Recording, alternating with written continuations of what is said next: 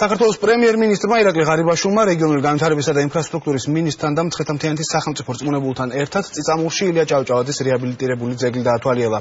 ძეგლის კვარცხლბეკი წლების განმავლობაში პრაქტიკულად დანგრეული იყო. სარეაბილიტაციო სამუშაოები 4 თვის წინ დაიწყო. პროექტი სახელმწიფო ბიუჯეტიდან დაფინანსდა და მის მაღირებულებამ 500.000 ლარზე მეტი შეადგინა.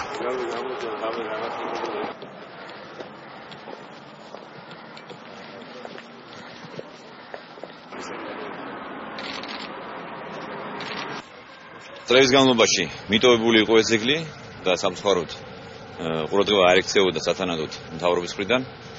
ამ ძეგლის რეაბილიტაცია დაიწყო რამდენიმე თვის წინ, ოქტომბერში დასრულდა სამუშაოები. მე მინდა მადლობა გადაუხადო ყველას, ვინც ჩართული იყო ამ პროექტის შესრულებაში და მინდა გითხრათ, რომ ეს არის ჩვენი პირდაპირი მოვალეობა. პრემიერ-მინისტრის დავალებით ინფრასტრუქტურის სამინისტრომ დაასრულა ილია ჭავჭავაძის ძეგლის რეაბილიტაცია. მთლიანად გრანიტის ქვით მოპირკეთდა და განათება გაუკეთდა ძეგლს. მოსახლეობის მოთხოვნა იყო წლების განმავლობაში და მიტოვებული იყო ეს ძეგლი.